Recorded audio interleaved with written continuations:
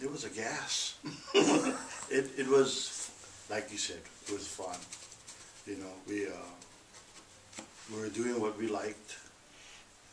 It became a job, then it became like an every night thing after a while.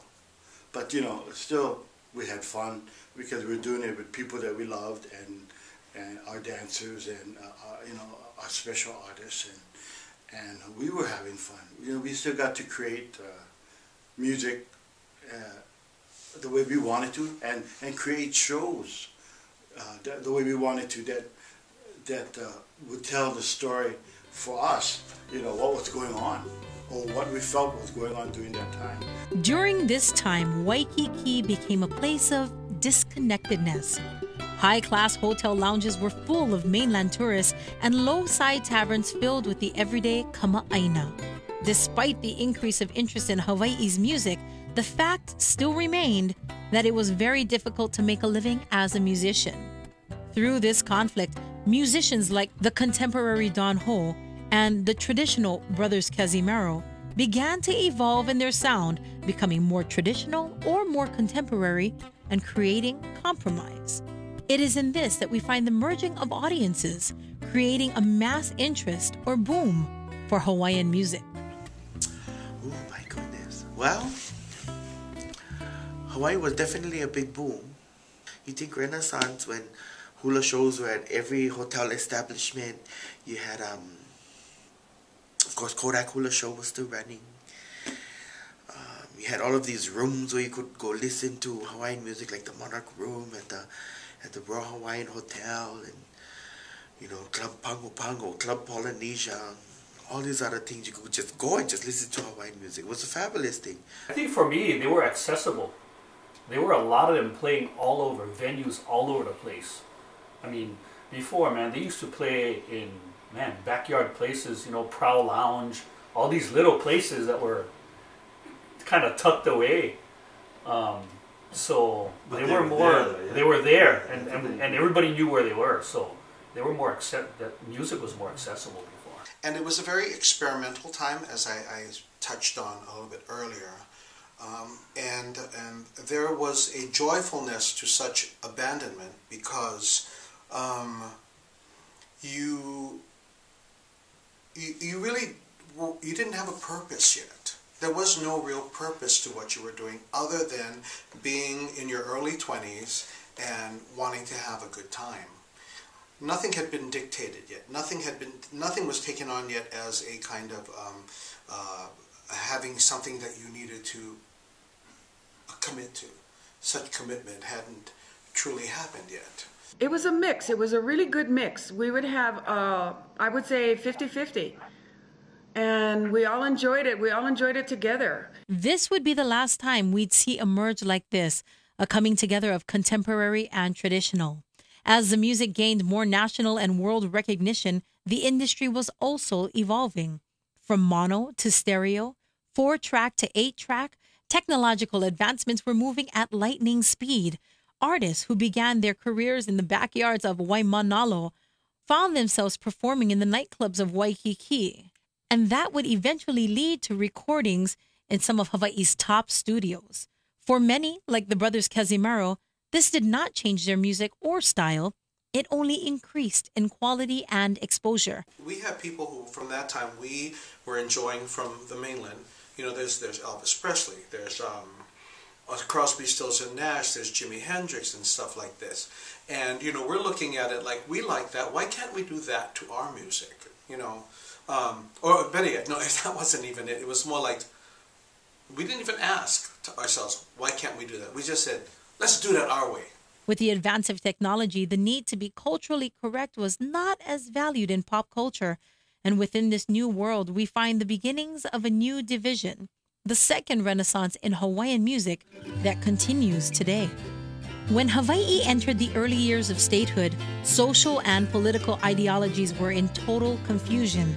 A need to define oneself as Hawaiian, a child born of the Aina, was pushed to the top of the agenda. Year after year, full-blood native Hawaiians decreased as Hawaii became more and more a central location in the world. With this came a need to claim one's identity as a Hawaiian. What does it mean to be Hawaiian? The answer was, look to the Mele. So, the music for me gave me a sense of pride. You know, Richard talks about it. It was cool to be Hawaiian. For me, it made me proud to be Hawaiian. That there was an actual cultural aspect that gave me pride. Because it's hard to be proud of yourself and your heritage if you're the only one. If there's nobody else around, very difficult to be proud when you're surrounded by every other nationality except for your own. So that music was something for me to hang on to. I mean, my brother and I play with Palani Vaughn right now, and I've been playing with him for about 3 years.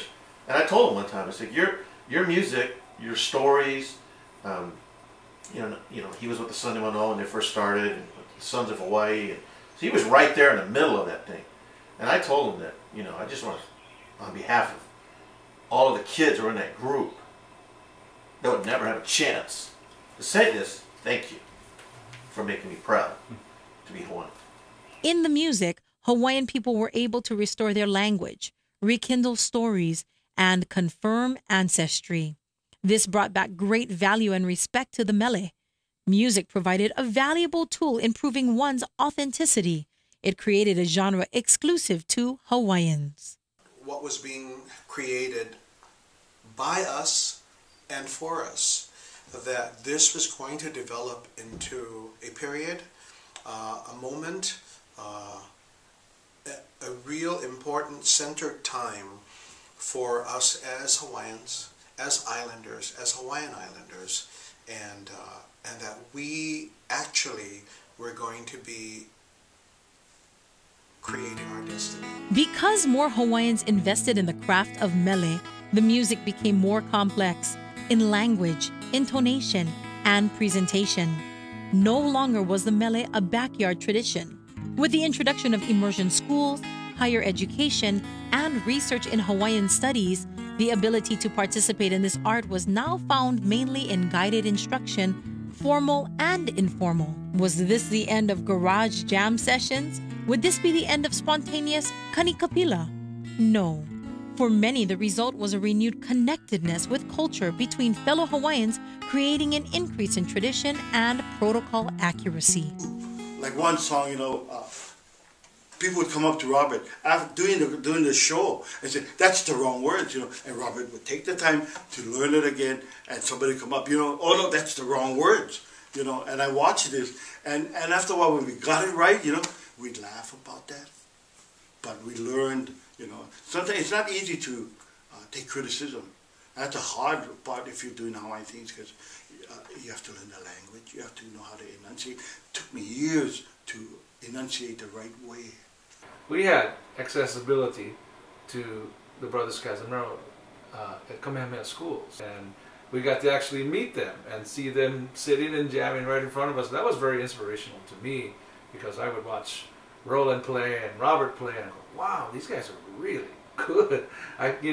My stereotyping of Hawaiian music ended then. Through recordings and radio, the means for Hawaiian music to become a national and worldwide genre became available. However, as Hawaiian music went out to the world's music came into Hawaii. While some worked to reclaim authenticity, other artists sought new ways to innovate and perform for leisure and entertainment. In order to do this, not at the expense of culture and tradition, experimentation with other genres such as folk and reggae would soon create an opposing force against traditional Hawaiian music.